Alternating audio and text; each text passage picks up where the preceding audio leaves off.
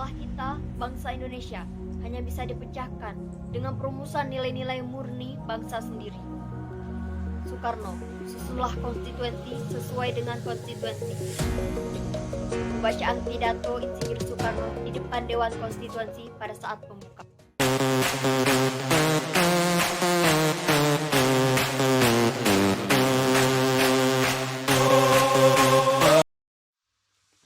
Halo, assalamualaikum warahmatullahi wabarakatuh. Saya Rahma Wayuningsih dari kelas 12 MIA 3.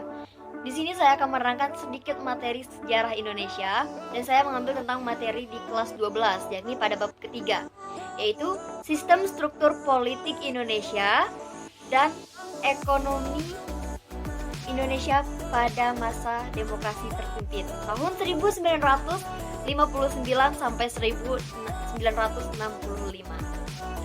Perlu diketahui bahwasanya dengan adanya dikeluarkan dekret pada tanggal 5 Juli 1959, Presiden Soekarno menetapkan pemikirannya untuk menggantikan sistem demokrasi parlementer menjadi sistem demokrasi terpimpin.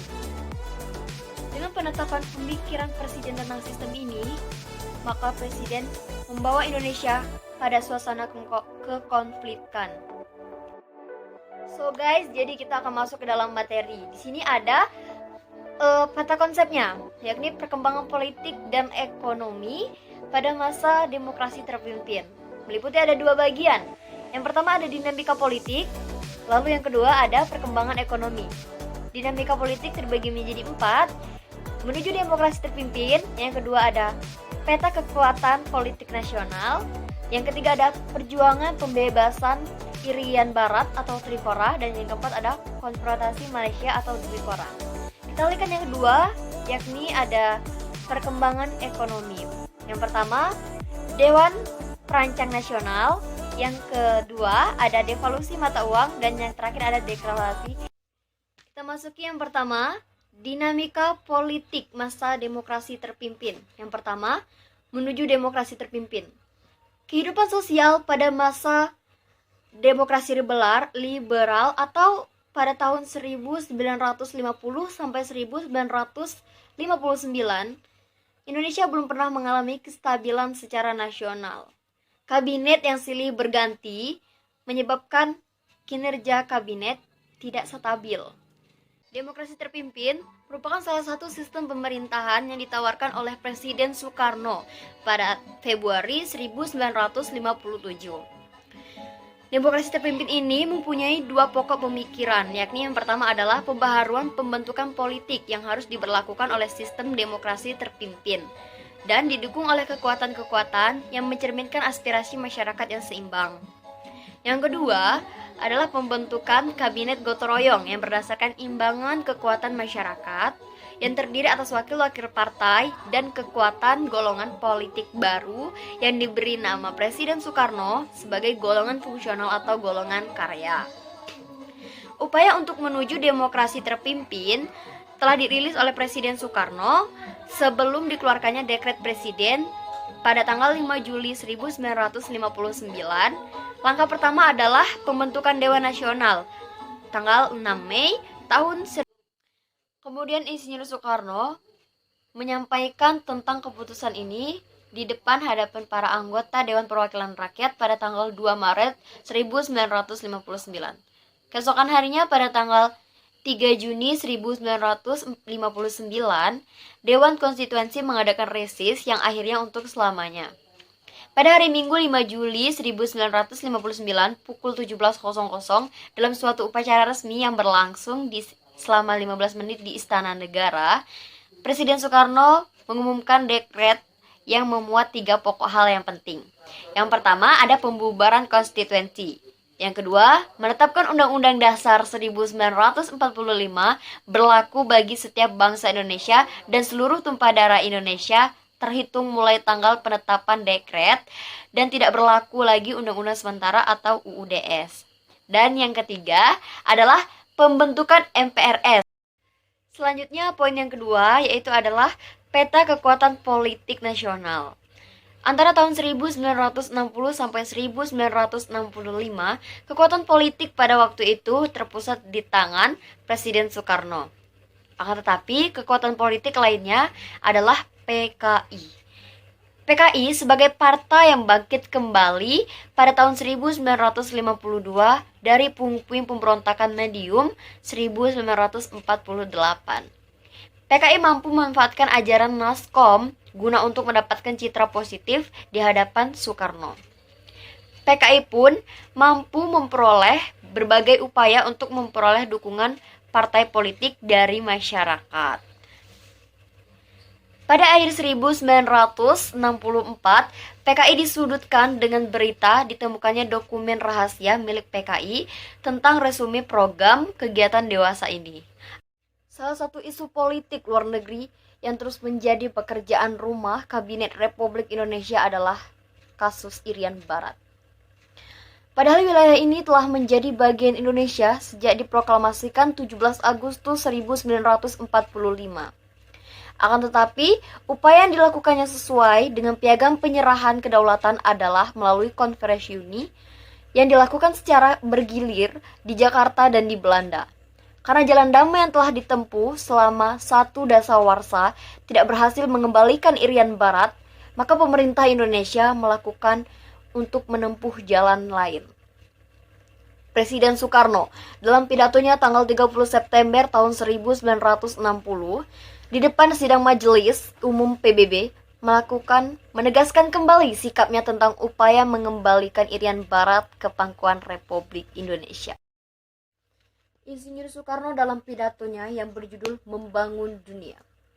Kami telah berusaha untuk menyelesaikan masalah Irian Barat. Kami telah berusaha dengan sungguh-sungguh dan penuh kesabaran dan penuh toleransi serta penuh harapan. Kami telah berusaha untuk mengadakan perundingan bilateral. Harapan lenyap. Kesabaran hilang, bahkan toleransi pun sudah mencapai batasnya. Semuanya kini telah menjadi habis dan Belanda tidak memberikan alternatif lainnya kecuali memperkeras sikap kami. Sketsa Perjalanan Bangsa Demokrasi Dekomvivo 2000. Pidatonya Insinyur Soekarno tadi menyebabkan kembalinya perdebatan Irian Barat di PBB. Setelah upaya merebut kembali Irian Barat dengan diplomasi dan konfrontasi politik serta dengan ekonomi tidak berhasil, maka pemerintah Republik Indonesia menempuh dengan cara lain, yakni dengan menggunakan jalur konfrontasi militer. Oleh karena itu, dalam rangka perjuangan pembebasan Irian Barat, Presiden Soekarno pada tanggal 19 Desember 1961 di depan rapat raksasa di Yogyakarta mengeluarkan suatu komando untuk berkonfrontasi secara militer dengan Belanda yang disebut dengan Trikora atau Trikomando Rakyat. Isi Trikora adalah yang pertama ada gagalkan pembentukan negara boneka Papua buatan Belanda. Yang kedua, kibarkan sang merah putih di Irian Barat. Dan yang terakhir, bersiaplah untuk mobilisasi. Selanjutnya yaitu pembahasan yang keempat, yakni konfrontasi terhadap Malaysia. Masalah Malaysia merupakan isu yang menguntungkan untuk PKI untuk mendapatkan tempat dalam kalangan pimpinan negara. Pemerintah Indonesia pada saat itu menentang karena menurut Presiden Soekarno pembentukan Federasi Malaysia merupakan sebagian dari rencana Inggris untuk mengamankan kekuasaannya di Asia Tenggara. Untuk meredakan ketegangan antara tiga negara tersebut, kemudian diadakan konferensi Mapilindo, Malaysia, Filipina, dan Indonesia. Di Filipina pada tanggal 31 Juli sampai 5 Agustus 1963. Upaya lainnya adalah melakukan pertemuan Menteri-Menteri Luar Negeri Indonesia, Malaysia, dan Filipina di Bangkok. Di tengah kemacetan diplomasi itu, pada 3 Mei 1964, Presiden Soekarno mengucap. Selanjutnya, kita akan membahas tentang perkembangan ekonomi masa demokrasi terpimpin. Sejak diberlakukannya kembali Undang-Undang Dasar 1945, dimulailah pelaksanaan ekonomi terpimpin. Sebagai awal, berlakunya hekorden ekonomi, kondisi ekonomi dan keuangan yang ditinggalkan dari masa demokrasi liberal berusaha diperbaiki oleh Presiden Soekarno. Beberapa langkah yang dilakukannya adalah membentuk Dewan Perancang Nasional atau Depernas dan melakukan sepenaring mata uang kertas yang nilai nominalnya Rp500.000 dan Rp1.000 masing-masing diturunkan menjadi 10%. Depernas disusun di bawah Kabinet Karya pada tanggal 15 Agustus 1959 yang dipimpin oleh Muhammad Yamin dengan beranggotakan 80 orang. Depernas kemudian menyusun program kerjanya berupa pola pembangunan nasional yang disebut sebagai pola pembangunan semesta berencana dengan mempertimbangkan faktor pembiayaan dan waktu pelaksanaan pembangunan. Pola proyek pembangunan nasional semesta berencana tahun pertama dibuat untuk 1961 sampai 1969. Proyek ini disingkat dengan PANAS BD. Kemudian pada tahun 1963 diganti menjadi Badan Perancang Pembangunan Nasional atau Bapenas yang dipimpin langsung oleh Presiden Soekarno. Upaya perbaikan ekonomi yang dilakukan pemerintah adalah pembentukan Panitia 13. Peraturan pelaksanaan Dewan tidak terlepas dari campur tangan politik yang kemudian memberi tafsir sendiri terhadap Dekon. Kondisi ekonomi semakin buruk karena anggaran negara setiap tahunnya terus meningkat tanpa seimbang dengan pendapatan negara yang memadai. Tindakan penggantian uang lama dengan uang baru yang mengakibatkan reaksi penolakan masyarakat. Hal ini kemudian menyebabkan mahasiswa dan masyarakat lainnya turun ke jalan dan menyuarakan aksi-aksi tuntutan rakyat atau Trikora. Sekian dari saya tentang pembahasan demokrasi terpimpin, struktur dan politik ekonomi pada masa demokrasi terpimpin. Sekiranya